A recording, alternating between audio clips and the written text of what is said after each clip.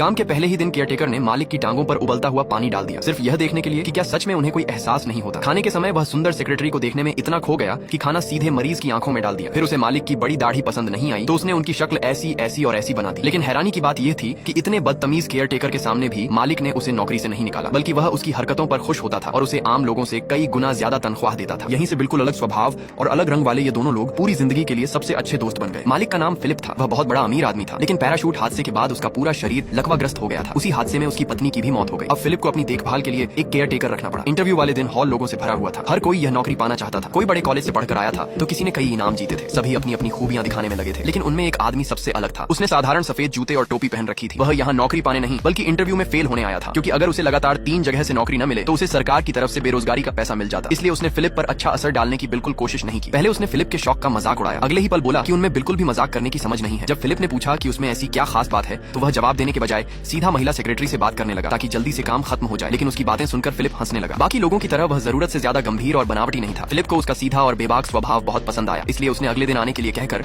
उससे कागज पर साइन करवा ली। उसे क्या पता था कि उसका यही छोटा सा फैसला उसकी बाकी जिंदगी बदल देगा। उस आदमी का नाम उमर था। एक लूट के मामले में वह 6 महीने जेल में रह चुका था। जेल से बाहर आने के बाद उसके पास सड़क के अलावा कुछ भी नहीं बचा था। जब वह अपने घर पहुंचा तो वहाँ उसके 8 छोटे भाई बहन बहुत छोटे छोटे कमरों में रहते थे। उसकी माँ दिन भर काम करती थी और घर की जिम्मेदारी सबसे बड़ी बहन संभालती थी। सबसे बुरी बात यह थी कि उमर को पता चला कि उसका बड़ा भाई इलाके के गुंडों के साथ घूमने लगा है। वह उसे रोकना चाहता था, लेकिन अभी अभी जेल से निकला था, इसलिए कुछ कर नहीं पाया। देर रात उसकी माँ थकी हुई घर लौटी। उसका बेटा बिना कुछ बताए 6 महीने से गायब था। अब अचानक वापस आया, लेकिन साथ में सिर्फ रंग बिरंगा अंडा लेकर। वह न घर का किराया दे सकता था, न एक चॉकलेट खरीद सकता था। माँ ने पूछा कि वह इतने दिन कहाँ था, लेकिन उमर नहीं चाहता था कि घर वालों को पता चले कि वह जेल में था। आखिर माँ ने मजबूर होकर उसे घर से निकाल दिया। अब उसके पास रहने की कोई जगह नहीं थी। वह वापस सड़क पर आ गया और अपने दोस्तों के साथ सस्ता खाना खाकर रात बिताने लगा। फिर सब लोग बैठकर बातें करने लगे और बड़े बड़े सपने देखने लगे। धीरे धीरे रात और ठंडी होती गई। एक एक करके उसके दोस्त भी चले गए। उमर ठंड से कांपने लगा। आधी रात का पेरिस बहुत ठंडा था। ठंड से परेशान होकर उसने अपने पास बचे थोड़े से पैसे निकाले और रात ट्रेन में सोकर गुजारी। सुबह होते ही वह सीधे उस बड़े बंगले के दरवाजे पर पहुंच गया। वह सिर्फ अपना रिजेक्ट वाला कागज लेकर जाना चाहता था, लेकिन बटलर बिना कुछ बोले उसे पूरे बंगले की सैर कराने लगा। हर कमरा बहुत शानदार था। घर में हर तरफ नौकर काम कर रहे थे, लेकिन जिस चीज ने उमर को सबसे ज्यादा हैरान किया वह था बड़ा और साफ सुथरा बाथरूम। उसे यह जगह किसी जन्नत से कम नहीं लगी। उसी समय फिलिप अपनी थेरेपी करवा रहा था। उमर साइन किया हुआ कागज उठाकर जाने लगा। फिलिप ने कहा, ठीक है, धन्यवाद। असल में फिलिप को उमर का सीधा और मजाकिया स्वभाव बहुत पसंद आ गया था, इसीलिए उसने उसे 1 महीने के लिए काम पर रख लिया। उमर ने भी तुरंत हाँ कर दी। आखिर इतना बड़ा बाथरूम और 2 मीटर चौड़ा मुफ्त का कमरा कौन छोड़ता। लेकिन ट्रेनिंग के पहले ही दिन वह सोफे पर सो गया। फिलिप ने कहा, अरे उठो, सोना है तो रात में सोना। फिर फिलिप को व्हील चेयर पर बैठाया गया। डोरिस को लगा कि यह आसान होगा, लेकिन फिलिप लगभग गिर ही गया। फिलिप ने कहा, जब तक मैं ठीक से बैठ न जाऊं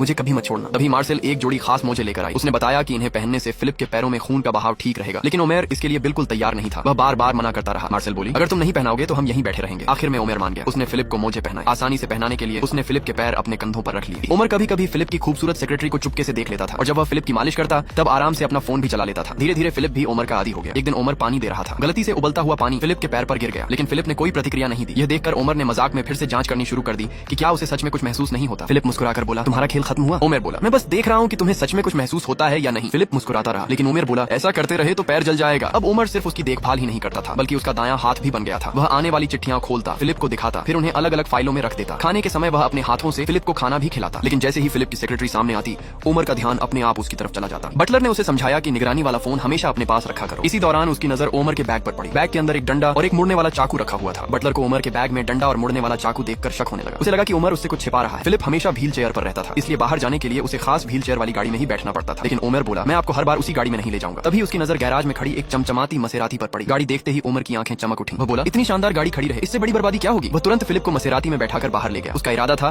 कि फिलिप को एक बार फिर तेज रफ्तार का मजा महसूस कराया जाए। उसी दोपहर फिलिप का एक दोस्त उससे मिलने आया। बटलर ने उसे उमर के बैग में मिली चीजों के बारे में बताया। उस दोस्त ने उमर के बारे में पता करवाया। मालूम हुआ कि 6 महीने पहले वह एक ज्वेलरी की दुकान में डकैती के आरोप में जेल जा चुका था।